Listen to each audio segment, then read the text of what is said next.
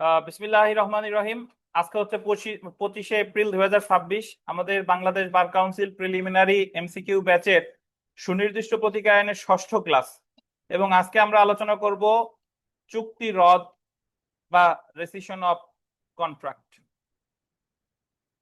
দেখেন, আমরা বলেছিলাম যে যখন দুইটা পক্ষের মধ্যে কোনো চুক্তি থাকে এবং চুক্তির শর্ত যদি কেউ ভঙ্গ করে, তাহলে 4 ধরনের মামলা করা যায়।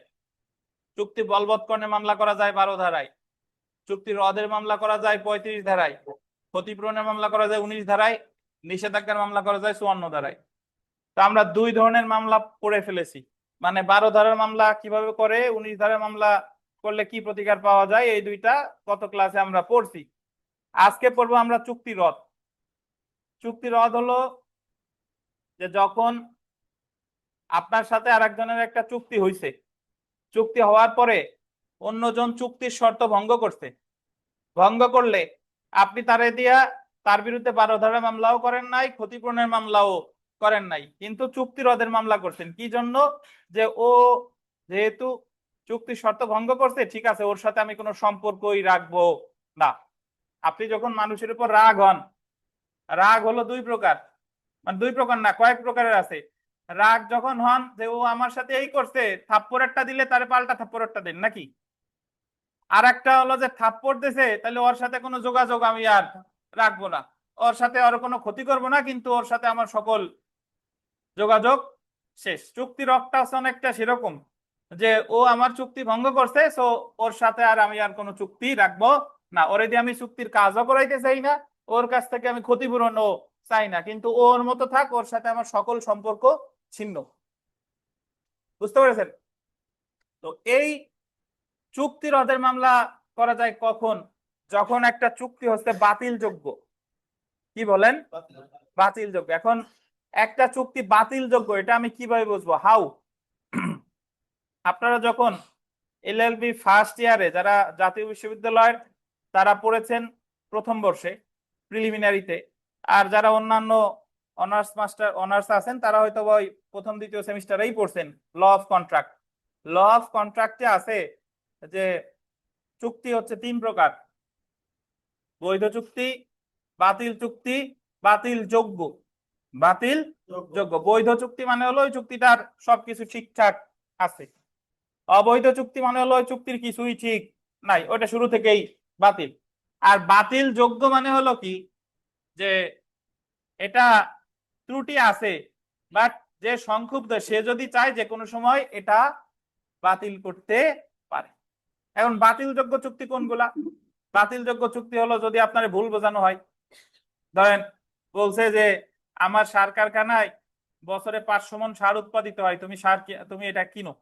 বাট বায়না চুক্তি হওয়ার পর দেখলো 500 মণ তো পরের কথা, 50 মণও হয় না। তাহলে এই জায়গা চুক্তি সম্পাদনে বাধ্য করছে কি? মিথ্যা বর্ণনা দিয়ে। মিথ্যা বর্ণনা দিয়ে যারে আমি চুক্তি সম্পাদনে বাধ্য করলাম, এটা বৈধ চুক্তি, বাট সে ইচ্ছা করলে যে কোনো সময় বাতিল করতে পারে, এটা হলো বাতিলযোগ্য। বুঝছেন? তারপরে বাতিলযোগ্য চুক্তির আরো উদাহরণ হচ্ছে যে আপনি ভয় দেখাইয়া যে চুক্তি যদি না করো তাহলে তোমার খবর আছে, এটা। আনডিউ ইনফ্লুয়েন্স মানে অনুচিত প্রভাব। আপনাদের সাথে আমার অনুচিত প্রভাবের সম্পর্ক, মানে হলো আপনারা আমার স্যার হিসেবে মানেন, তো আমি আপনার একটা কথা বললে আপনি লজ্জার ভয়েও এই কাজটা করতে চাইবেন আর কি। উকিল সাহেবের উদাহরণটা আমরা একটু পরে পড়বো। উকিল সাহেব তার হিন্দু বিধবা মক্কেলরে বলছে যে তুমি যদি এই জমি আমার নামে না দাও, তাহলে ওই তোমার প্রতিপক্ষ কিন্তু এই জমি ডিক্রিজারি মামলায় নিয়ে নেবে, তার চেয়ে আমার নামে দাও। তাহলে উকিল সাহেব অনুচিত প্রভাব খাটাইছে কার উপরে? মক্কেলের উপরে, নিয়ে নিছে। তাহলে ওই মক্কেল ইচ্ছা করলে এই চুক্তিটা কি করতে পারে? রদ করতে পারে। বুঝতে পারছেন? তাহলে চুক্তি রদ করা যায় কোন ধরনের চুক্তি? বাতিল যোগ্য। বাতিল যোগ্য। এবং রদ মানে কি? তার সাথে কোনো প্রকার সম্পর্ক না রাখা। তার কাছে তারে দিয়ে কাজ করাইতে চাই না, তার কাছে ক্ষতিপূরণ চাই না, কিন্তু কি চাই? তার সাথে কোনো সম্পর্ক থাকবে না। তো বাস্তবে চুক্তি রদের মামলা খুব একটা হয় না। চুক্তি রদের মামলা বাদীর জন্য লস, মানে বাদী যে টাকা দিয়েছে সেই টাকাও সে পাবে না, আবার তার সাথে তার সম্পর্ক ছিন্ন। ওই যে আমি বাইনা টাকা দিলাম, বাইনা টাকা দিছি 5 লাখ, ওই ইসের জন্য, আপনার সার কারখানা কেনার জন্য। কারণ আমি যদি চুক্তি রদ চাই তাহলে ওই বায়না টাকাও আমি পাবো না, ক্ষতিপূরণও পাবো না, বরং তার সাথে আমার চুক্তি কি হয়ে যাচ্ছে, ছিন্ন হয়ে যাচ্ছে। তাহলে অ্যাকচুয়ালি বাদীর কি লস না? বাদীর লস। বাট বাদীর লস হলো বাদীর এই জায়গায় একটা জেদ কাজ করে যে ওর সাথে কোনো চুক্তি আমি রাখবো না। এ কারণে বাস্তবে কোর্ট কাছারিতে যারা সিভিল প্র্যাকটিস এই জায়গা করেন, কারা করেন সিভিল প্র্যাকটিস, কারা করেন এই জায়গা? কেউ আছেন চুক্তি রদের মামলা জীবনে পাইছেন? পান নাই। জি, চুক্তি রদের মামলা সচরাচর পাওয়া যায় না, বাট বিধান আছে। দেখেন, তো চুক্তি রদ ইংরেজি টার্মটা মনে রাখবেন, রেসিশন অফ কন্ট্রাক্ট, ধারা 35 থেকে 38। সুনির্দিষ্ট প্রতিকার আইনের আন্ডারলাইন করবেন 35 ধারা অনুযায়ী চুক্তি রদের মামলা দায়ের করা যায়। 35 ধারা অনুযায়ী শুধুমাত্র গোল্ডেন লিখিত চুক্তি রদের মামলা দায়ের করা যায়। লিখিত শব্দটা গোল্ডেন। পরীক্ষায় যদি প্রশ্ন আসে যে কোন ধরনের চুক্তি রদের মামলা করা যায়, কি চুক্তি বলেন? লিখিত চুক্তি। আপনাদের নতুন বইতে অনেক কথা বলছে, এত পড়ার সময় আমাদের নাই। আপনি জাস্ট আমি যে কথাগুলো বলি সেই কথাগুলো মনে রাখবেন। পরীক্ষায় যদি প্রশ্ন আসে যে চুক্তি রদ করা যায় কোন ধরনের চুক্তির ক্ষেত্রে, লিখিত চুক্তি। শেষ। এবার আসেন, যে সকল চুক্তি রদের মকদ্দমা করা যায়, এই চুক্তি আপনাদের তো নতুন বইতে যে চুক্তি রদের সংজ্ঞা দিছে, ওই সংজ্ঞা দিয়ে আমাদের কাজ নাই। ওই যে 3টা কারণ আছে, ক খ গ, পাইছেন? যে সকল চুক্তি রদের মকদ্দমা দায়ের করা যায়, এখানে আসেন। 35 ধারার অধীন একটি লিখিত চুক্তি গোল্ডেন 3টি ক্ষেত্রে রদের মামলা করা যায়। কয়টা ক্ষেত্রে? 3টা ক্ষেত্রে। ওইটা কি কমাই রাখছেন নাকি ওরকমই ঘুরে? আচ্ছা,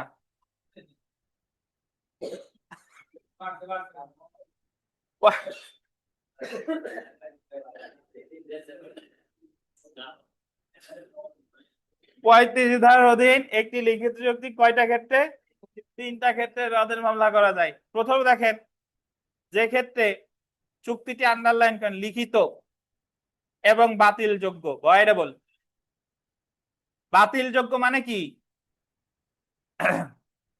যে কোনো সময় বাতিল করা যাবে, বা বাতিল করার আগ পর্যন্ত বৈধ।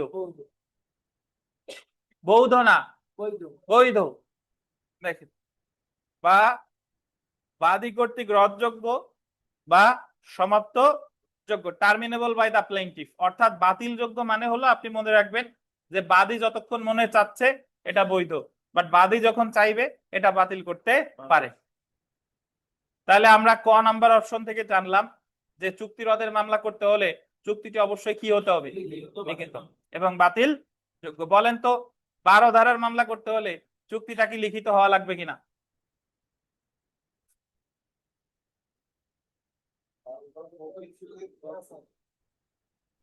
উভয়, লিখিত লিখিত।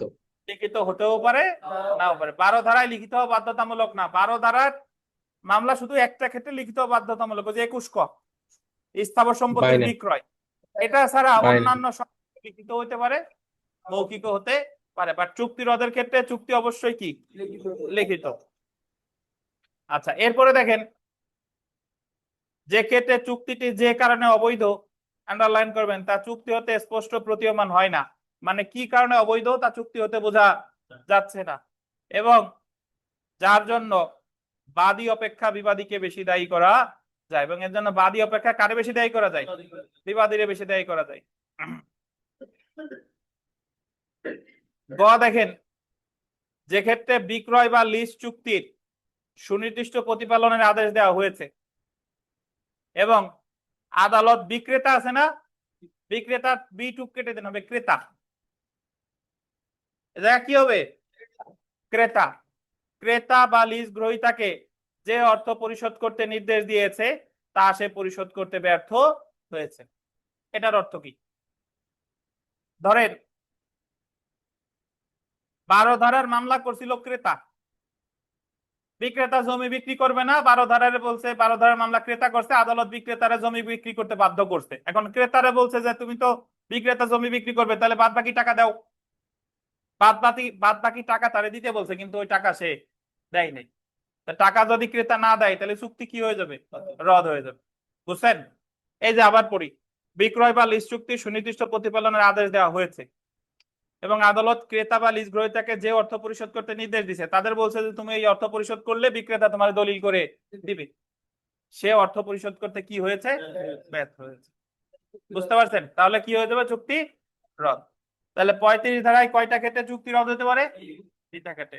লিখিত বা বাতিলযোগ্য, কি কারণে অবৈধ বোঝা যায় না, বাদী অপেক্ষা বিবাদীরই বেশি দায় দেওয়া যায়। বিক্রেতা মানে বিক্রয় বা লিজ চুক্তি সুনির্দিষ্ট কার্য সম্পাদনের আদেশ দিছে, ক্রেতা এবং লিজ গ্রহীতাকে যে টাকা দিতে বলছে সে টাকা দিতে পারে নাই, তাহলেও চুক্তি কি হয়ে যাবে, রদ হয়ে যাবে। এখন ভাই এই জায়গায় বাতিলযোগ্য ভয়েডেবল কন্ট্রাক্টের অনেক কথা লিখছে, এই কথাগুলো আপনাদের সব দরকার নাই। ভয়েডেবল কন্ট্রাক্ট ওই চুক্তি আইনের কথা বলছে। চুক্তি আইনে বলছে যে যদি কোনো চুক্তি কি থাকে বাতিলযোগ্য, একটু পড়ি তারপরে দেখেন, এই মাঝেরটা পড়েন, দেখেন চুক্তি আইন 1872-এর 19 এবং 19 ক পাইছেন? এই যে চুক্তি আইন 1872-এর পাইছেন, 19 এবং 19 ক ধারায় বিধান করা হয়েছে জবরদস্তি। জবরদস্তি মানে কি, ভয় দেখাইয়া, প্রতারণা, মিথ্যা বর্ণনা দ্বারা সম্মতি আদায় করা হলে বা চুক্তিতে অসঙ্গত প্রভাব দ্বারা সম্মতি আদায় করা হলে যে পক্ষের সম্মতি আদায় করা হয়েছে সেই পক্ষের ইচ্ছাক্রমে চুক্তিটি বাতিলযোগ্য হবে। নির্মূল্যে আমি বলছি, নির্মল আপনি আপনার জমি আমার কাছে বিক্রি যদি না করেন তাহলে আপনার হত্যা করা হবে, এটা জবরদস্তি, এটা বাতিলযোগ্য চুক্তি। নির্মূল যে কোনো সময় কি করতে পারে, বাতিল করতে পারে। প্রতারণা, বলছি যে 500 মণ সার উৎপাদিত হয় কিন্তু 100 মণও হয় না, বাতিলযোগ্য কে করবে, যে সম্মতি দিছে সে। প্রতারণা বা মিথ্যা বর্ণনা একই টাইপের। আর অচুক্তিতে অসঙ্গত প্রভাব, অসঙ্গত প্রভাব মানে হলো আমরা যখন সাক্ষ্য আইন পড়ছিলাম আমাদের কিছু সম্পর্ক আছে অ্যাক্টিভ কনফিডেন্সের, উকিল মক্কেল, ডাক্তার রোগী, শিক্ষক ছাত্র, বুঝছেন, পীর মরিদ, এই জায়গা প্রথম জনের প্রভাব খাটায় দ্বিতীয় জনের উপরে। তাহলে প্রথম জন পীর যা বলে, পীর যদি বলে যে তুমি এই জায়গায় মরে যাবা, মুরিদরা তাই করতেও রাজি। এখন পীর যদি ওই অনুচিত প্রভাব খাটাইয়া ওই মুরিদের কাছ থেকে কোনো কিছু চুক্তি করতে বাধ্য করে, তাহলে বাতিলযোগ্য কার সম্মতিতে, মুরিদের। বুঝতে পারছেন? এই আর কি। তো তাহলে আমরা মনে রাখবো যদি কোনো চুক্তি করা হয় মিথ্যা বর্ণনা দিয়ে, প্রতারণা করিয়া, বলপূর্বক ভয় দেখাইয়া বা অনুচিত প্রভাব খাটাইয়া, তাহলে সেই চুক্তিটা বাতিল যোগ্য। এইটুক বুঝলেই হবে। একটা উদাহরণ আছে দেখেন,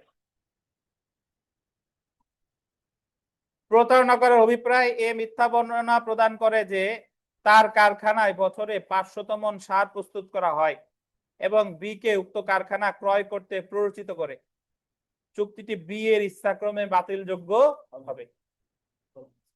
বুঝছেন?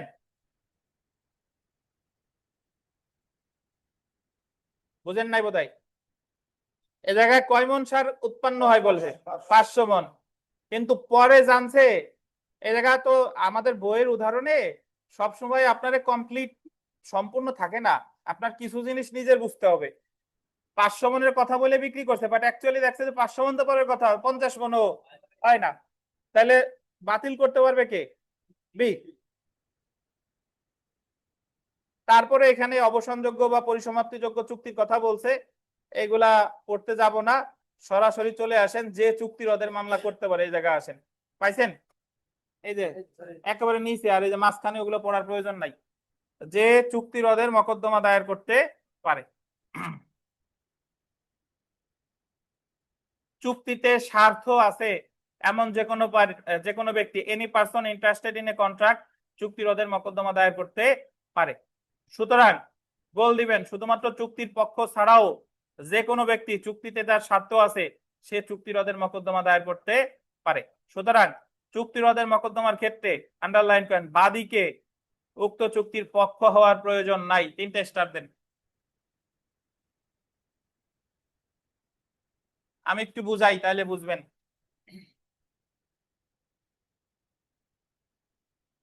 এই নাইম গেজির মাইক্রোফোনটা দেন।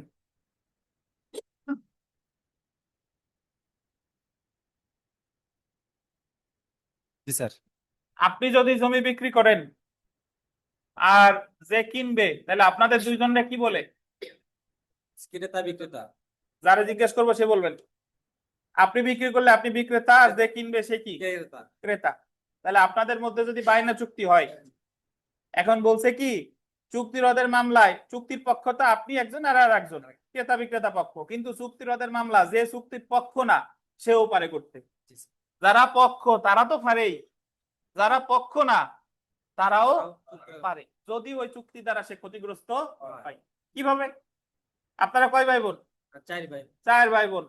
ধরেন আপনি যে জমি বিক্রি করতে চাইছেন ওই জায়গায় আপনার 1 বিঘা তো আছে, আপনার বড় ভাইয়ের 1 বিঘাও আছে, তার 1 বিঘা সহ আপনি বিক্রি করে দিচ্ছেন, বায়না চুক্তি হয়েছে।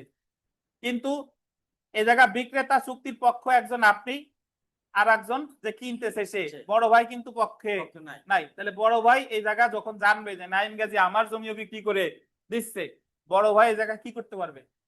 চুক্তি রোধের মামলা করতে পারবে। বড় ভাই কি এই জায়গা চুক্তির পক্ষ না? তাহলে চুক্তি রোধের মামলা চুক্তির পক্ষরা তো পারবেই, আর কারা পারবে? যার স্বার্থ আছে সেও পারবে। বুঝছেন? জি স্যার, ধন্যবাদ। তাহলে এখান থেকে প্রশ্ন আসতে পারে যে চুক্তি রদের মামলা কি করতে পারে? চুক্তির পক্ষরাও পারবে, অন্যরাও পারবে। উদাহরণ দেখেন, যৌথ হিন্দু পরিবারের ম্যানেজার কোনো চুক্তি সম্পাদন করলে উক্ত চুক্তি রদের জন্য যৌথ হিন্দু পরিবারের যে কোনো সদস্য মকদ্দমা দায়ের করতে পারে, যদিও উক্ত সদস্য উক্ত চুক্তির পক্ষ না। যৌথ হিন্দু পরিবার মানে একসাথে অনেক জন থাকে। এখন যৌথ হিন্দু পরিবারের ম্যানেজার সকলের সম্মতি না নিয়ে উনি একটা চুক্তি করছে, কিন্তু ওই চুক্তির কারণে অন্যান্য ব্যক্তিরাও ক্ষতিগ্রস্ত হয়েছে, তাহলে তারা চুক্তি রোধের মামলা দায়ের করতে পারে। আমরা চলে আসি তামাদি।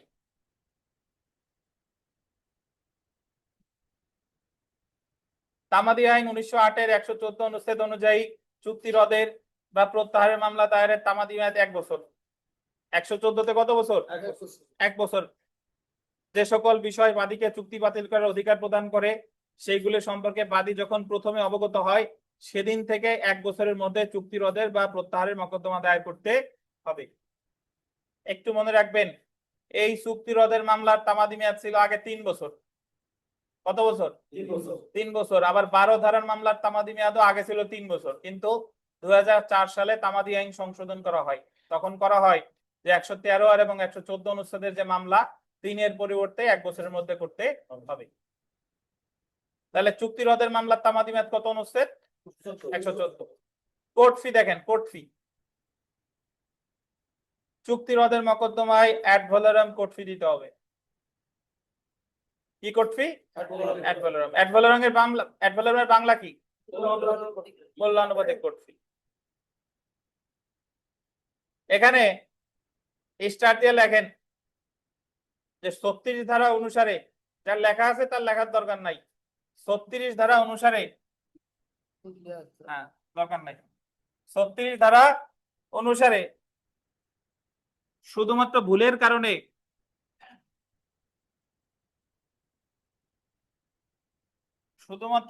কারণে চুক্তি রদের মামলা করা যাবে না।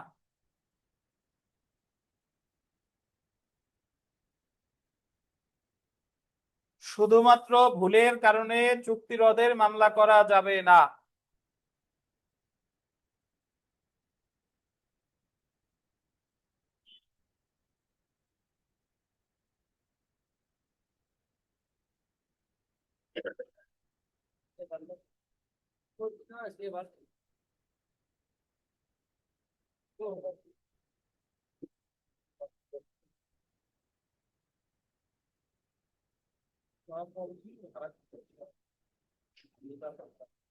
এই কথাটার অর্থ বুঝেন। আপনি একজনের কাছে জমি আপনি একজনের কাছে বিক্রি করতে চাইছেন 1 বিঘা জমি, কিন্তু চুক্তিতে ভুল করে লেখা হয়ে গেছে 2 বিঘা। এই ক্ষেত্রে চুক্তি রদের মামলা করা যাবে না। যে জায়গা ভুল হয়েছে চুক্তিতে, ওই ভুল সংশোধনের জন্য চুক্তি রদের মামলা করা যাবে না। চুক্তিতে লেখার কথা নির্মল হয়ে গেছে সুনির্মল, এই জায়গা চুক্তি রদের মামলা করা যাবে না। সো আমার মনে রাখতে হবে, ভুল হইলে চুক্তি রদের মামলা করা যাবে না। চুক্তি রদের মামলা শুধু তখনই করা যাবে যদি চুক্তিটা কি হয়? বাতিল যোগ্য। বুঝছেন? এখন যদি বলেন স্যার তাহলে ভুল হইলে কি মামলা করব, ভুল হইলে আমরা সামনে পড়বো দলিল সংশোধন, দলিল সংশোধন। আচ্ছা, আপনাদের নতুন বইতে 37 ধারা অনেক বিস্তারিত আলোচনা করছে, আমাদের এত বিস্তারিত প্রয়োজন নাই। 37 ধারায় জাস্ট একটা কথা, যে সুনির্দিষ্ট প্রতিকার আইনে 37 ধারায় বাদী লিখিত চুক্তির সুনির্দিষ্ট বলবৎকরণের বিকল্প হিসেবে, এই গোল দেন, বিকল্প হিসেবে চুক্তি রদের জন্য আবেদন করতে পারে। বিকল্প শব্দটা গোল দেন।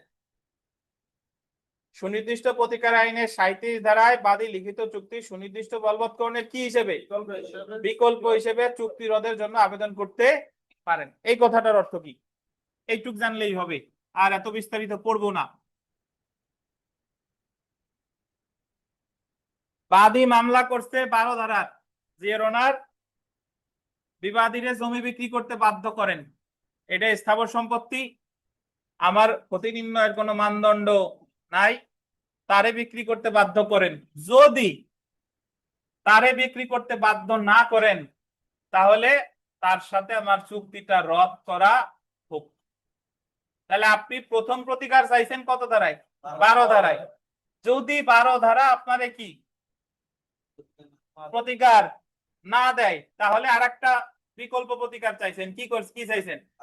চুক্তি রদ করা হোক, চুক্তি রদ করা হোক। তাহলে পরীক্ষায় প্রশ্ন আসবে যে কার্য সম্পাদনের বিকল্প হিসেবে কি চাওয়া যায়? চুক্তি রদ চাওয়া যায়। কত ধারায়? 37 ধারায়। বুঝছেন? তাহলে এটি বেল্লাল আসছে, তাহলে আমার মনে রাখতে হবে যে চুক্তি রদ কত ধারা? 35। শুধুমাত্র ভুলের কারণে চুক্তি রদ করা যাবে না, কত? 36। আর কার্য সম্পাদনের বিকল্প হিসেবে চুক্তি রদ কত? 37। বুঝছেন? যদি বলে চুক্তি রদের বিকল্প হিসেবে কার্য সম্পাদন, কত দাঁড়ায়?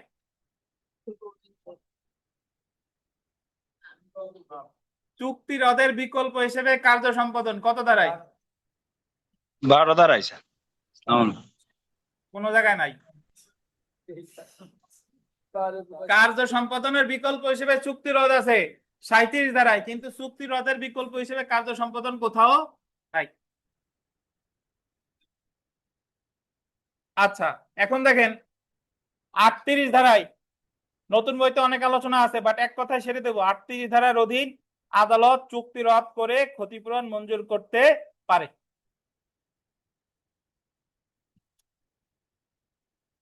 এই যে আপনাদের বইতে আছে চুক্তি রদকারী পক্ষকে আদালত ন্যায়পরায়ণতা করতে পারে। আচ্ছা, একটু শুনেন, আমি একটু ব্যাখ্যা দিই। আগে জাস্ট মনে রাখেন, চুক্তি রদের মামলায় ক্ষতিপূরণ বাদী পাবে না, বাদী দিবে যে মামলায় হারছে তারে।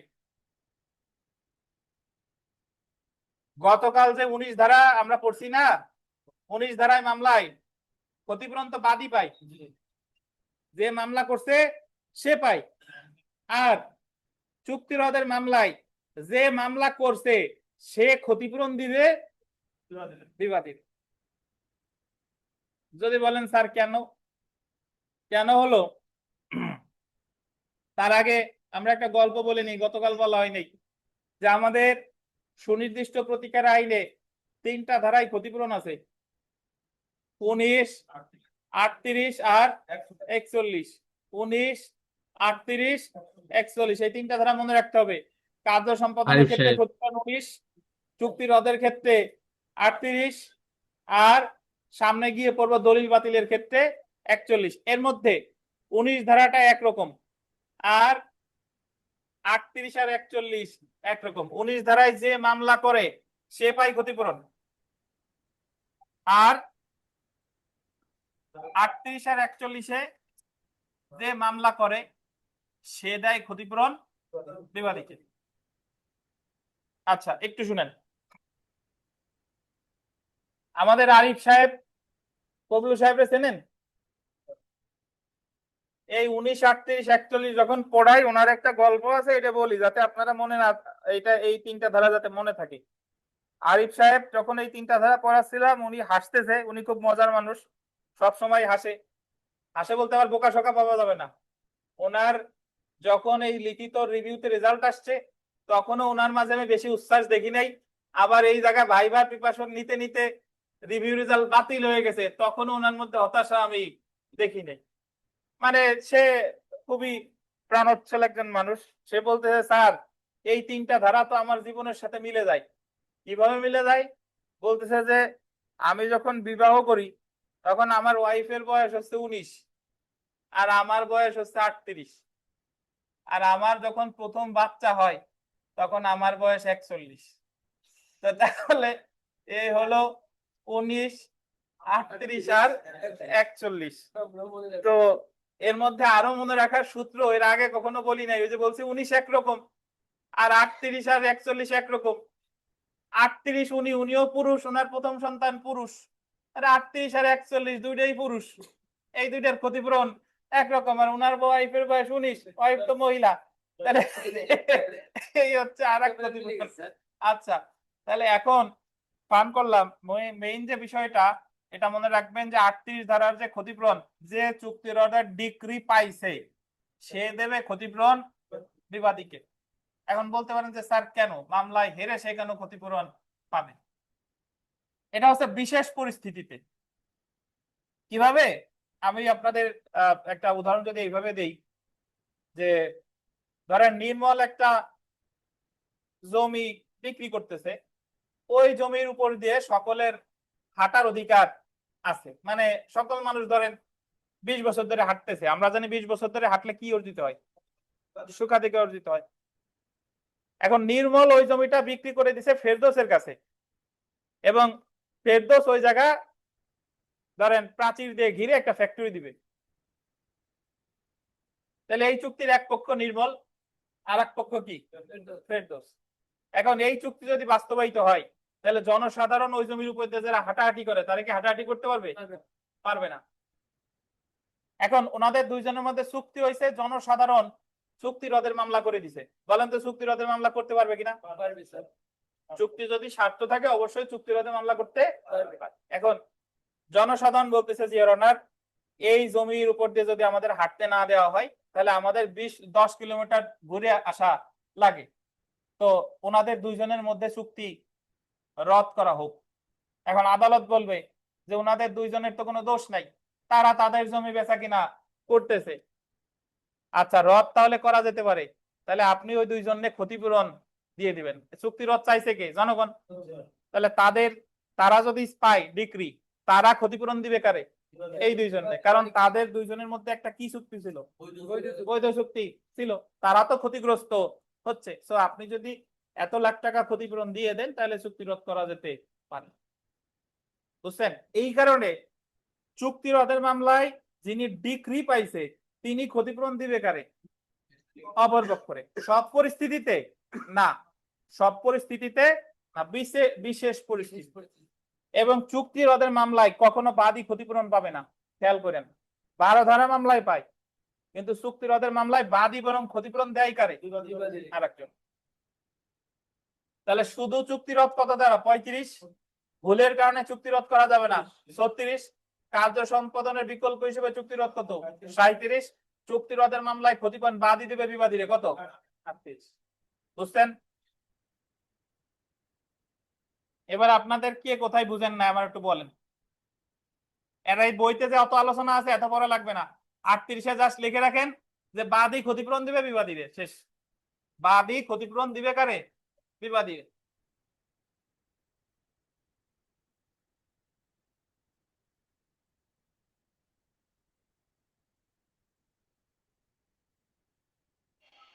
স্যার একটু এখন 38 ধারাটা একটু স্যার অল্প একটু বলতে পারবেন স্যার? 38 ধারা আপনার জন্য সহজ মিলি। আপনি জাস্ট মনে রাখবেন 38 ধারায় বাদী যিনি মামলা করছে তিনি ক্ষতিপূরণ দিবে বিবাদীরে, এইটুকু মনে রাখেন। 38 ধারায় বাদী ক্ষতিপূরণ দিবে কারে? বিবাদীরে। কিন্তু 19 ধারায় বিবাদী ক্ষতিপূরণ দিত কারে? বাদীরে।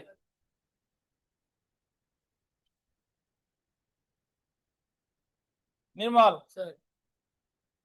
এই সবাই মনোযোগ দিয়ে শুনেন প্রশ্নটা। নির্মলরে আমি প্রশ্ন করি, নির্মল 12 ধারার মামলা করে কেন আর 35 ধারার মামলা করে কেন? স্যার 12 ধারা মামলাটা করে যে একটা চুক্তি যদি আমার সাথে যদি কারোর হয় সেই চুক্তিটা বলবৎ করার জন্য, মানে সুনিশ্চিতভাবে কার্যকর করার জন্য 12 ধারা মামলা করা হয়। কিরকম উদাহরণ দেন? যে ধরেন আমার সাথে ভেডোজের একটা চুক্তি হয়েছে, এখন ভেডোজ ওই চুক্তিটা মানে ভঙ্গ করতে যাচ্ছে, আর আমি চাচ্ছি যে না, ওই চুক্তিটা আমার আহ কার্যকর করার জন্য আমি 12 ধারায় মামলা করবো। তারে দিয়ে ওই কাজ করানোর জন্য বাধ্য 12 করার ধারা জন্য মামলা। মামলা করবো। আর 35 ধারা মামলা কেন করে? আর 35 ধারা মামলা করে স্যার, মানে আমি বুঝছি, ওই 35 ধারা মামলা করবে যে ওর সাথে যে আমার চুক্তিটা হয়েছিল, ওই চুক্তিটা আমি যদি সে নাও করে তাতে আমার কোনো ক্ষতি নাই, কিন্তু আমিও চাচ্ছি যে ওর সাথে আমার চুক্তি না থাকুক। সে করতে চাচ্ছে বাট আপনি করতে চাচ্ছেন না। চুক্তি রদের মামলা কিন্তু সে করতে চাচ্ছে, কিন্তু আমি বলতেছি যে না, ওনার সাথে আমার চুক্তি কি করা হোক, বাতিল করা হোক। রদ করা হোক। তাহলে সেই ক্ষেত্রে দুইজনের সম্পর্ক আলাদা হয়ে যাচ্ছে। আর বলবতের মামলা হলো যে ভঙ্গ করছে তারে দিয়ে সেইটা করানো। বুঝতে পারছেন? আপনারা যারা এই সুনির্দিষ্ট প্রতিকার আইন দীর্ঘদিন ধরে পড়তেছেন কিন্তু মাথায় ঢুকে না যে আমি কখন 12 ধারা মামলা করব, কখন 35-এর করব, কখন 19-এর করব, কখন নিষেধাজ্ঞার করব। যদি যে চুক্তি শর্ত ভঙ্গ করছে তারে দিয়ে সেই কাজই করাতে চান, তাইলে 12 ধারা। 12 ধারা। আর সে তার মতো, আমি আমার মতো, তার সাথে কোনো সম্পর্ক রাখবো না। কত? 35। আর 19 ধারা, ও চুক্তি ভঙ্গ করছে, ওর চুক্তি পালন করার দরকার নাই, কিন্তু আমার ক্ষতিপূরণ দিয়ে দেখ। এটা কত? 19। বুঝছেন? 19 ধারায় ক্ষতিপূরণ পাওয়া যায়। হ্যাঁ, গতকাল বললাম না, বাইনের ছিলেন না? বাইনের টাকা ফেরত পাওয়া যায়। আচ্ছা, বিগত বছরের প্রশ্ন দেখেন। নিম্নের কোন ক্ষেত্রে আদালত চুক্তি রদের আদেশ দিতে পারেন? যে ক্ষেত্রে চুক্তিটি বাদী কর্তৃক কি বলেন? অবসান যোগ্য। এই যে 3 নাম্বার প্রশ্ন, আপনাদের বই 3 নাম্বার পাইছেন? আচ্ছা, এখানকার 1 নাম্বার প্রশ্নটা নির্মল পড়েন, জোরে পড়েন, দাঁড়ান। এক্স কমা ওয়াই, কমা পড়া লাগে না, আচ্ছা, এক্স ওয়াই এর নিকট একটি জমি বিক্রয় করলো। তারপরে দাড়ি পড়েন। না স্যার, দাঁড়িয়ে এরকম না। কমা যদি পড়েন তাই দাড়ির দোষ কি? তাহলে তাহলে আবার শুরু করি স্যার। এক্স ওয়াই এর নিকট একটি জমি বিক্রয় করলো, হ্যাঁ উক্ত জমির উপর দিয়ে হ্যাঁ অন্যের চলাচলের অধিকার আছে হুম জানা সত্ত্বেও এক্স তা গোপন করে হ্যাঁ হুম ওয়াই চুক্তিটি কি করতে পারে? গোপন করছে হুম, মানে আমি সত্য লুকাইছি, তাহলে প্রতারণা করছি। তাহলে ওই এই চুক্তিটা কি করতে পারে? রদ করা যায়। রদ করতে পারে। বুঝছেন? আচ্ছা, সেলফ প্র্যাকটিসের 2 নাম্বার প্রশ্নটা দেখেন। স্যার আমি একটা কোশ্চেন করি স্যার, রদ আর বাতিল স্যার এই দুটো একটু আমার কনফিউশন লাগে স্যার, রদ আর বাতিল স্যার এটা। বাতিল আপনি কোথায় পাইলেন?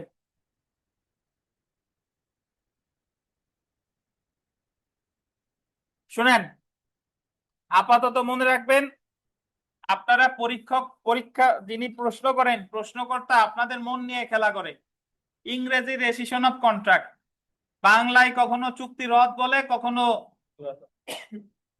আপনার ওই চুক্তি বাতিলও বলে, বাট অ্যাকচুয়ালি ইংরেজি কিন্তু রেসিশন অফ কন্ট্রাক্ট। সো আপনি আপাতত মনে রাখেন দুইটা, রদ মানে হচ্ছে অ্যাকচুয়াল শব্দ রদ, রদ মনে রাখেন। আর চুক্তি রদ, দলিল রদ, দুইটাই হচ্ছে 35। কত? 35। এটা হলো রদ বংশ। 35 ধারা হলো রদ বংশ। চুক্তি রদ বলুক আর দলিল রদ বলুক, কত ধারা? 35। এটা মনে রাখেন। আর যদি কখনো প্রশ্ন ওঠে, মানে কনফিউশন হয় এটা কি 35 নাকি অন্য কোথাও, তাহলে ইংরেজিটা দেখবেন, যদি ইংরেজি ওখানে থাকে। বর্তমানে আবার অসুবিধা হয়ে গেছে, আগে বাংলা এবং ইংলিশ দুইটা একসাথে পাইতেন, আর বর্তমানে বাংলা সিলেক্ট করলে বাংলা পাবেন, ইংরেজি সিলেক্ট করলে ইংরেজি পাবেন। যাই হোক, দেখেন 3 নাম্বার প্রশ্নটা দেখেন, আমার অপশনে আছে চুক্তি রদের মকদ্দমায় বাদীকে অবশ্যই, বাদীকে চুক্তির পক্ষ হওয়ার দরকার আছে না, না, পক্ষ হতেও পারে নাও পারে। 5 নাম্বার, একটি চুক্তি রদের মকদ্দমা দায়ের করা যায় যদি চুক্তিটি লিখিত হয় বা কি হয়, বাতিল যোগ্য বা অবসানযোগ্য হয়। 10 নাম্বার দেখেন, ক ক্ষয়ের নিকট একটি মাঠ বিক্রয় করে মাটির উপর দিয়ে চলাচলের অধিকার ছিল, যা সম্পর্কে কয়ের সরাসরি ব্যক্তিগত জ্ঞান ছিল, কিন্তু সে ক্ষয়ের নিকট এটা গোপন রেখেছিল। এই ক্ষেত্রে কি চুক্তিটি রদ করার অধিকারী? 11 নম্বর প্রশ্নটা ভিভিআই। একজন অ্যাটর্নি মানে অ্যাডভোকেট, ক তার মক্কেল একজন হিন্দু বিধবা ক্ষয়ে পাওনাদারকে প্রতারণার উদ্দেশ্যে সম্পত্তি তার নামে হস্তান্তর করতে প্ররোচিত করলো। হিন্দু বিধবারে বলছে যে এই সম্পত্তি আমার নামে দিয়ে দাও। ক এবং ক্ষয়ের মধ্যে এই মর্মে সম্পাদিত চুক্তি খ কি বলেন? রদের অধিকারী হবে। কেন রদের অধিকারী হবে? কারণ অনুচিত প্রভাব খাটাইয়া চুক্তিটা করেছে। বুঝতে পেরেছেন? 12 নাম্বার দেখেন, সুনির্দিষ্ট প্রতিকার আইনের কত ধারার অধীন বাদী সুনির্দিষ্ট কার্য সম্পাদনের বিকল্প হিসেবে চুক্তি রদ চাইতে পারে? কত ধারা? 37 ধারা। 14 নাম্বার দেখেন, নাম্বার মিল না থাকলে সমস্যা নাই, পড়েন এমনি প্রশ্ন দেখেন। যে পক্ষ চুক্তি রদ করেছে বা যে পক্ষের অনুকূলে চুক্তি রদের আদেশ দেওয়া হয়েছে সেই পক্ষ, আপনার বইতে নাই তাই না থাকলে সমস্যা নাই, মূল বিষয় বুঝছেন না? চুক্তি রদের ক্ষতিপূরণ কে পায়? বাদী নাকি বিবাদী? যে মামলা করছে সে পায় না, যার যার বিরুদ্ধে মামলা করছে সে পায়। শুধুমাত্র ভুলের জন্য চুক্তি রদের মামলা করা যায়?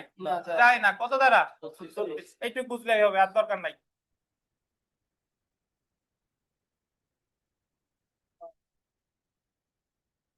তাইলে আমারে জাস্ট একটু বলেন যে চুক্তি 19 ধারার যে ক্ষতিপূরণ আর 38 ধারার যে ক্ষতিপূরণ, এই দুইটার মধ্যে পার্থক্য কি পারেন আপনারা? 19 ধারার ক্ষতিপূরণ বাদী মামলা করলে বাদী পাবে, দিবে কে? বিবাদী।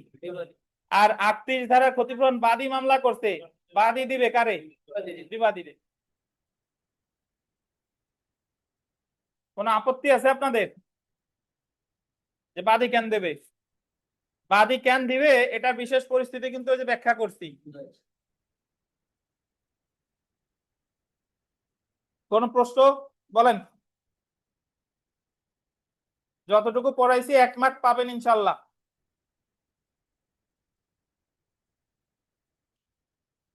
চলে আসি দলিল সংশোধনে। দলিল সংশোধন বের করেন।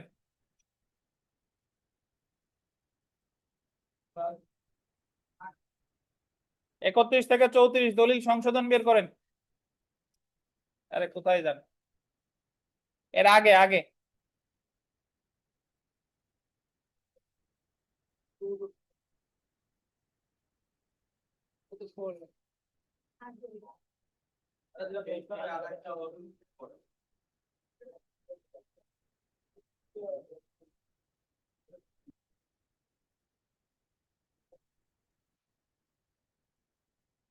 আচ্ছা, দলিল সংশোধনের পাশে লেখেন দলিল সংশোধন অবলিক চুক্তি সংশোধন। এরা হলো সংশোধন গোষ্ঠী। আর আগেরটা কি পড়ছি? রদ। চুক্তি রদ, দলিল রদ। আর এটা হলো দলিল সংশোধন, চুক্তি সংশোধন।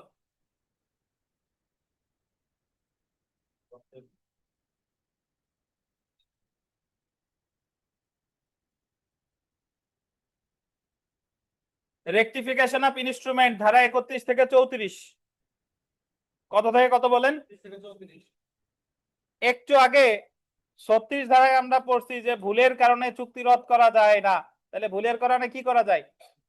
দলিল সংশোধন করা যায়। একটু পড়ি দেখেন।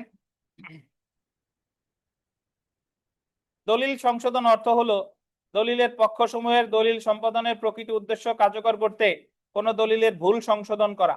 আন্ডারলাইন করেন, কি সংশোধন করা? ভুল সংশোধন করা। সুনির্দিষ্ট প্রতিকার আইনের 31 ধারার বিধান মতে দলিল সংশোধনের আবেদন করা যায়। তাহলে দলিল সংশোধনের মামলা করবে কত ধারায়? 31 ধারায়। আর চুক্তি রদের মামলা করে কত ধারায়? 35 ধারায়। স্পেসিফিক পারফরম্যান্সের মামলা করে কত ধারায়? 12 ধারায়। 31 ধারায় যা সংশোধন করা যায় দেখেন, 31 ধারায় নিম্নলিখিত বলতেন 2 ধরনের দলিল সংশোধন করা যায়। একটা হলো লিখিত চুক্তি সংশোধন, rectification of A contract in writing, বা অন্যান্য লিখিত দলিল সংশোধন, rectification of other instrument in writing. তাহলে আমি একটু আগে লেখাইছি চুক্তি সংশোধন হোক বা দলিল সংশোধন হোক, দুইটাই কত ধারায়? 31 ধারায়। এখন দেখেন, যে ক্ষেত্রে দলিল সংশোধনের আদেশ দিতে পারে, নিম্নলিখিত বলতেন 3টি ক্ষেত্রে আদালত দলিল সংশোধনের আদেশ দিতে পারে। দলিলে কোনো পক্ষের প্রতারণার কারণে, আন্ডারলাইন করেন, প্রতারণা বা পক্ষসমূহের পারস্পরিক ভুলের কারণে। একটা হলো প্রতারণার কারণে ভুল হলে, আর একটা কি পারস্পরিক ভুলের কারণে, বা কোনো পারস্পরিক ভুলের কারণে কোনো লিখিত চুক্তি বা অন্য কোনো লিখিত দলিলের পক্ষসমূহের সত্যিকারের মনোভাব ব্যক্ত না হলে আদালত দলিলের পক্ষসমূহের দলিল সম্পাদনের প্রকৃত উদ্দেশ্য নিরূপণের জন্য দলিল সংশোধনের আদেশ দিতে পারে। একটু শুনেন, আপনি জমি বিক্রি করছেন রহিম আর করিমের কাছে, কিন্তু দলিলে ভুলক্রমে রহিমের নাম আসছে, করিমের নাম আসে নাই। এটা প্রতারণার কারণেও হতে পারে, সরল বিশ্বাসের ভুলও হতে পারে। তাহলে প্রতিকার কি? দলিল সংশোধনের আবেদন করা, মামলা করা। বুঝছেন? আপনি জমি দিছিলেন 101, 102, 103, কিন্তু সে 101, 102, 103 তো লেখছে, সাথে 104ও ভরে দিছে। মামলা করতে হবে কিসের? দলিল সংশোধনের। তাহলে আবার মনে রাখতে হবে, যদি প্রতারণার কারণে ভুল হয় অথবা পারস্পরিক ভুল হয়, তাহলে কিসের মামলা করতে হবে? দলিল সংশোধনের মামলা করতে হবে। যদি আদালত এটা পরিষ্কারভাবে প্রমাণ পায় যে দলিলটি তৈরিতে প্রতারণা বা পারস্পরিক ভুল ছিল এবং দলিলটি সংশোধন পক্ষসমূহের প্রকৃত উদ্দেশ্য নির্ধারণ করতে পারে, তাহলে আদালত দলিলটি সংশোধনের আদেশ দিতে পারে। আমরা এখানে একটা উদাহরণ পড়লে আরো পরিষ্কার হয়ে যাব। দেখেন, এ এবং তার 2 ভাতিজার মধ্যে সম্পত্তি বিক্রয়ের চুক্তি হয়। পরবর্তীতে বিক্রয় দলিল তৈরি করার সময় শুধুমাত্র একজন ভাতিজার নাম লেখা হয়। চুক্তি হয়েছে কয় ভাতিজার সাথে? 2 ভাতিজা। লিখছে কার নাম? এক ভাতিজার নাম। এই ক্ষেত্রে আদালত বিক্রয় দলিলটি সংশোধনের আদেশ দিতে পারে যদি প্রমাণিত হয় যে প্রতারণা করে বা পারস্পরিক ভুলের কারণে অপর ভাতিজার নাম দলিলে লেখা হয়নি।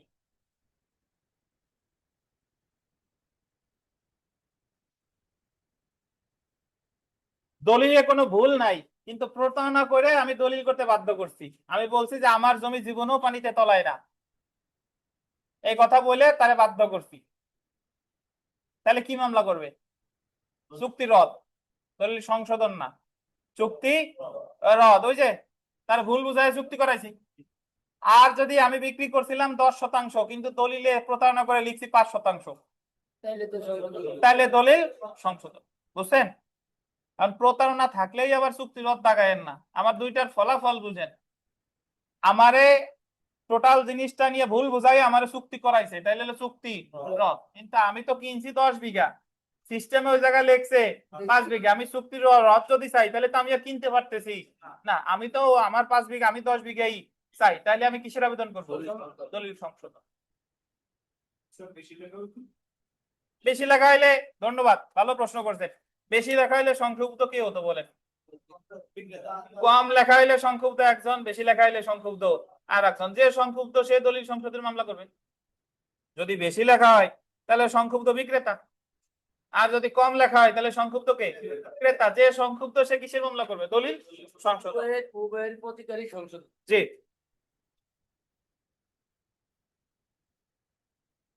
এই বুঝেন নাই বোধহয়, মিলন না?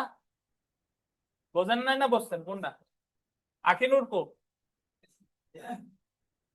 টাকা কে? এখন দেখেন, যে ক্ষেত্রে 31 ধারা প্রযোজ্য হবে, কোন লিখিত চুক্তি সংশোধন করতে বা অন্য কোন লিখিত দলিল সংশোধন করতে, এ contract in writing, other instrument in writing.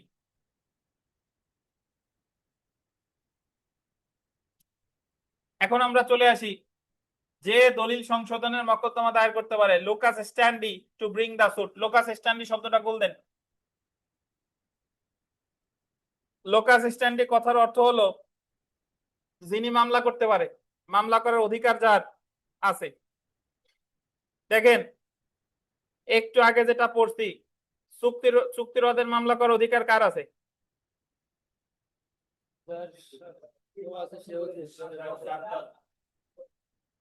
চুক্তির পক্ষ যারা আছে তাদেরও আছে, যারা পক্ষ না কিন্তু ওই চুক্তি দ্বারা ক্ষতিগ্রস্ত হয়েছে তাদেরও আছে। তাহলে দলিল সংশোধনের মামলা করতে পারে কারা, আমরা একটু দেখি। দেখেন, দলিল সংশোধনের মকদ্দমা শুধুমাত্র আন্ডারলাইন করবেন, দলিলের পক্ষ বা তাদের স্বার্থ সংশ্লিষ্ট বৈধ প্রতিনিধি করতে পারে। দলিলের পক্ষ হচ্ছে ক্রেতা বিক্রেতা, ক্রেতা বিক্রেতা যদি মারা যায় তাদের বৈধ প্রতিনিধি। এরা ছাড়া বাইরের কোনো ব্যক্তি দলিল সংশোধনের মামলা করতে পারবে না। বাইরের ব্যক্তি চুক্তি রদের মামলা করতে পারে, কিন্তু বাইরের ব্যক্তি দলিল সংশোধনের মামলা করতে পারবে না। অর্থাৎ দলিল সংশোধনের মকদ্দমায় বাদীকে অবশ্যই উক্ত দলিলের পক্ষ হতে হবে বা উক্ত দলিলের পক্ষ সময়ের প্রতিনিধি হতে হবে। বুঝছেন? তাহলে চুক্তি রদের মামলা যে কেউ করতে পারে, দলিল সংশোধনের মামলা যে কেউ পারে না, কে পারবে?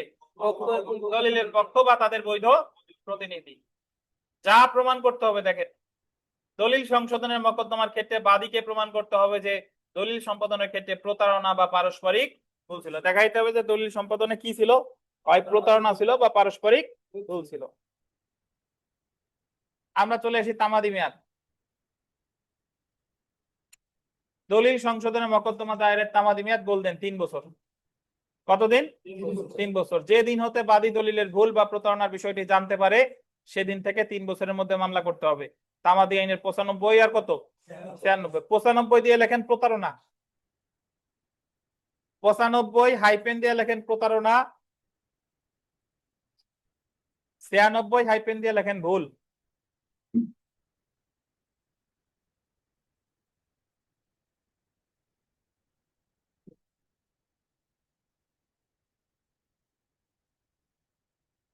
তাহলে 8 ধারার মামলার তামাদি মেয়াদ কত? 12 বছর। 9 ধারার 6 মাস, 10, 11, 3 বছর। 12 ধারার 1 বছর, 35 ধারা 1 বছর, দলিল সংশোধন 31 ধারা 3 বছর, 19 ধারা 3 বছর।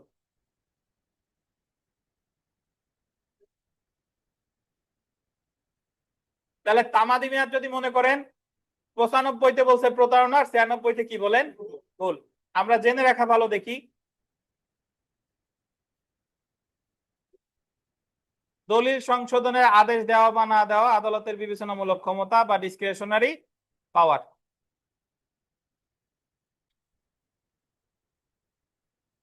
তারপরের পয়েন্টটা বিবিআই, এটা দেখেন, দলিল সংশোধনের আদেশ সৎ বিশ্বাসে, আন্ডারলাইন করেন, সৎ বিশ্বাস এবং মূল্যের বিনিময়ে অধিকার অর্জন করেছে এমন কোন গোল দিবেন তৃতীয় পক্ষের অধিকার ক্ষুণ্ণ করবে না।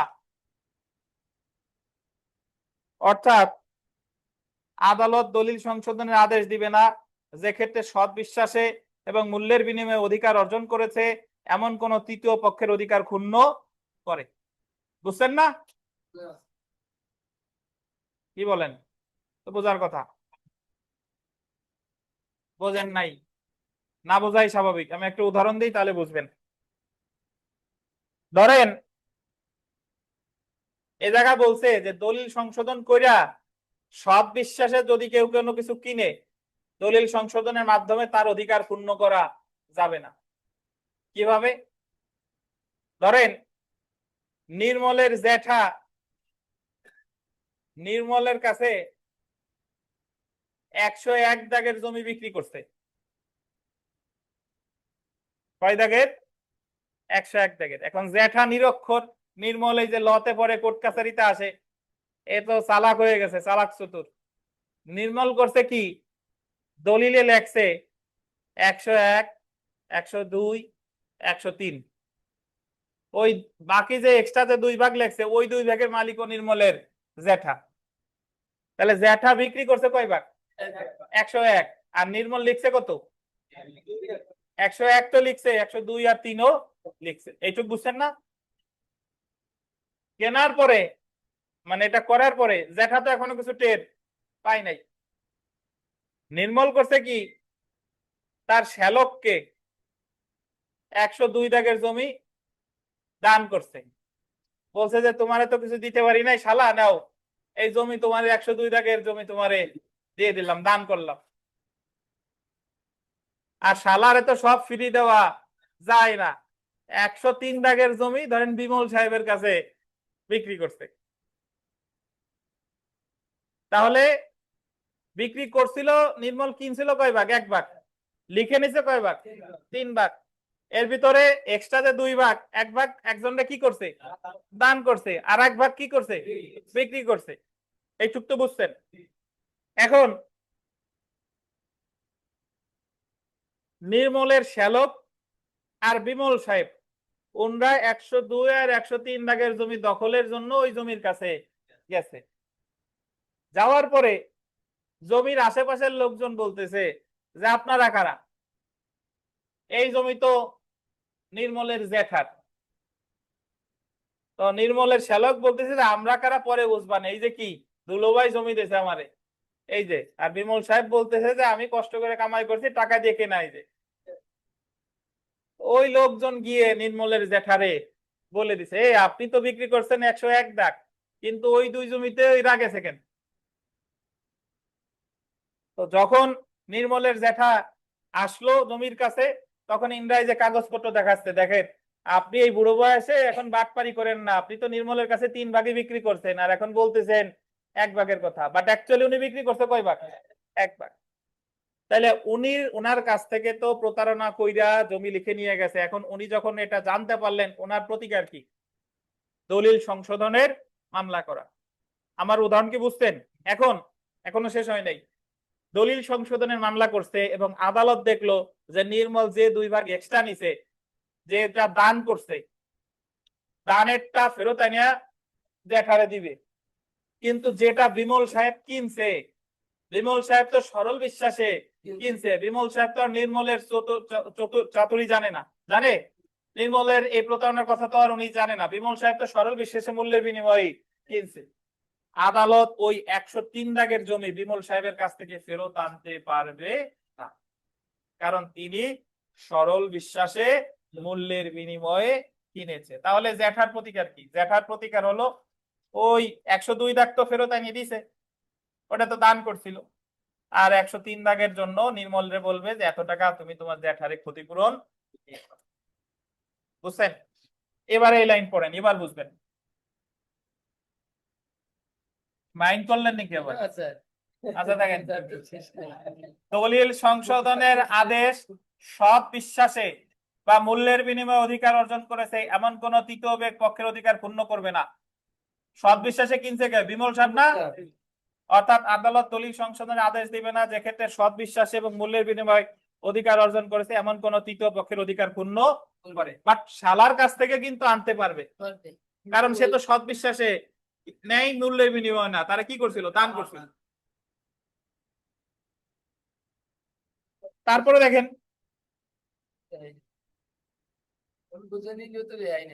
আচ্ছা এখন আপনাদের এই নাম দিয়ে বুঝাইলাম কে? যে কোনো জিনিস নাম দিয়ে বুঝাইলে আপনি বুঝবেন সহজে।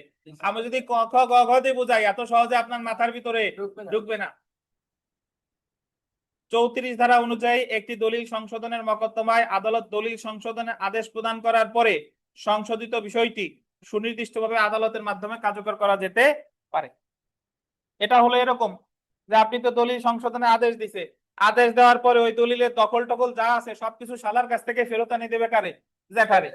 বুঝেন নাই বোধহয়? ওই দলিলের দখল তো, জমির দখল তো শালা নিয়ে নিছে না? এখন খাতা কলমে দলিল তো সংশোধন করলো, কিন্তু দখল আছে কার কাছে? শালার কাছে। তাহলে শালার কাছ থেকে দখল আইনে আবার বুঝাই দিবে কারে? জ্যাঠারে। এটাই বলছে যে দলিল সংশোধনের আদেশ দান পরে, আদেশের পরে সংশোধিত বিষয়টি আদালতের মাধ্যমে কার্যকর করা যেতে পারে। কত ধারা? 34 ধারা। আমাদের একটু বিরতি, বিরতির পর বাকিটা পড়বো।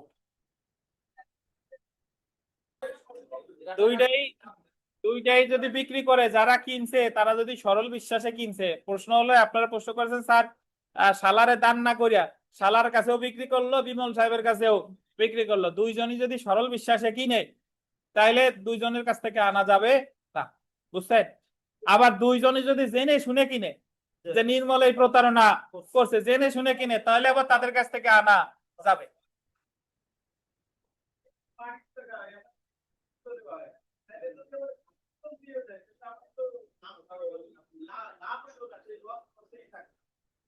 তাই সেটা তো মামলার পরিস্থিতি বিবেচনা করে সিদ্ধান্ত আদালত নিবে। আপনার তো এই জায়গার কোনো কিছুই করতে আদালত বাধ্য না, এটা তো জাস্ট আপনার একটা ধারণা দিচ্ছে যে এটা হতে পারে। হ্যাঁ,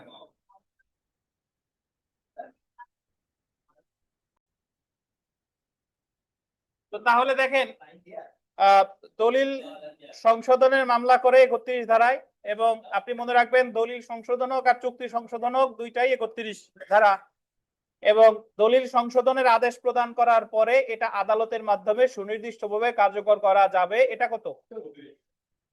34 নাকি ভাই? 34 ধারা। তো এখানে ধারা 32টা একটু লেখেন, ধারা 32।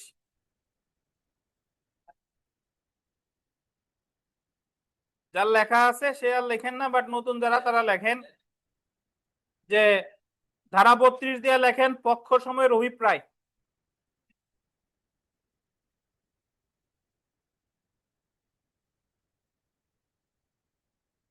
পক্ষ সমূহের অভিপ্রায়, পক্ষ সমূহের অভিপ্রায় কত ধারায় আছে? 32 ধারায়, নট 33। কত? 32। ব্র্যাকেটে লেখেন সুষম ও সুবিচারমূলক, সুষম ও সুবিচারমূলক।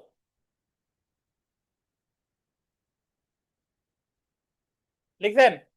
আমি একটু ব্যাখ্যা দিই। দলিল সংশোধনের ক্ষেত্রে আদালত দেখবে, হ্যাঁ, সুষম ও সুবিচারমূলক, সুবিচারমূলক দলিল সংশোধনের ক্ষেত্রে আদালত দেখবে যে এই দুই পক্ষের অভিপ্রায় কি ছিল, সুষম এবং সুবিচারমূলক কিনা। তো বাংলায় যদি প্রশ্ন আসে যে দলিল সংশোধনের ক্ষেত্রে পক্ষ সময়ের অভিপ্রায় আছে কত ধারায়? 32 ধারায়।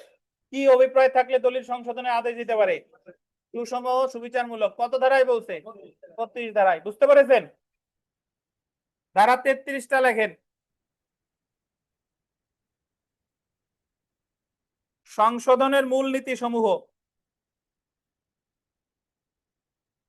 সংশোধনের মূলনীতি সমূহ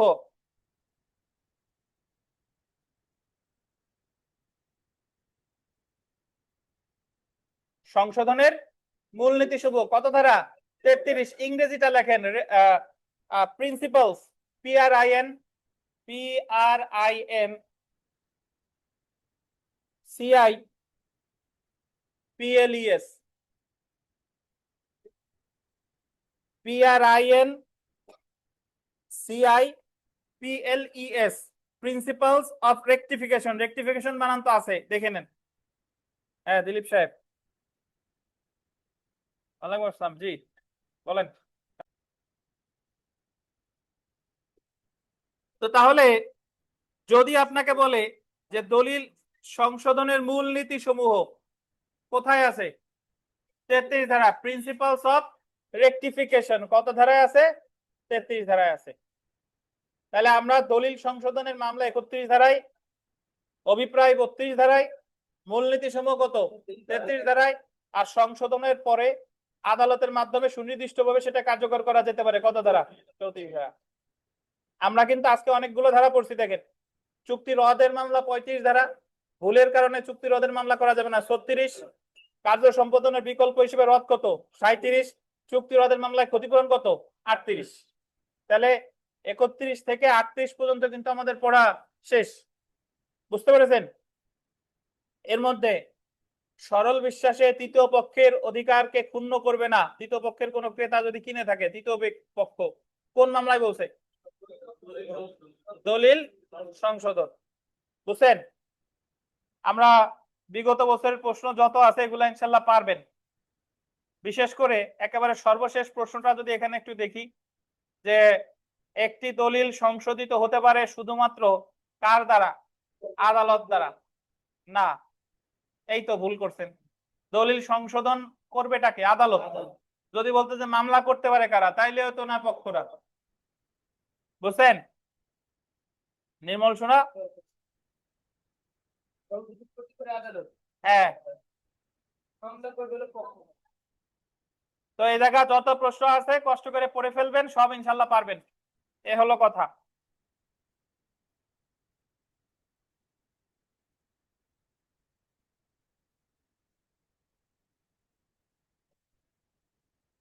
আপনারা, আমি একটু বলি শুনেন, আজকে তো পরীক্ষা হওয়ার কথা ছিল, আজকে পরীক্ষা হচ্ছে না, নেক্সট দিন মানে নেক্সট পড়া কবে? সোমবারে। সোমবারে এই সুনির্দিষ্ট প্রতিকার আইনের 40 মার্কের পরীক্ষা, ক্লাস টেস্ট, এবং বিষয়বস্তু হচ্ছে 12 থেকে এই যে 38, 12 থেকে 38। আর এই সুনির্দিষ্ট প্রতিকার আইনের 100 মার্কের মডেল টেস্ট যেটা, এটা হলো বৃহস্পতিবার বিকাল 5টা। যারা গতদিন এই যে নতুন যারা আসছেন, মানে যারা সুনির্দিষ্ট প্রতিকার আইন প্রথম পেলেন, আহসান হাবিব সাহেব, পাবেল না ভাই, আপনারা এই সুনির্দিষ্ট প্রতিকার আইন যা পড়াই সেটা ভালোভাবে পড়বেন, যাতে বৃহস্পতিবার পরীক্ষাটা আপনি কত পান সেটা ব্যাপার না, কিন্তু চেষ্টা করবেন এই 57টা ধারা আমরা যে পড়তেছি এটা আপনার তরফ থেকে যতটুকু শেষ করা যায়। পরীক্ষা কবে? 100 মার্ক বৃহস্পতিবার। আর 40 মার্ক কবে? সোমবার। কত থেকে কত?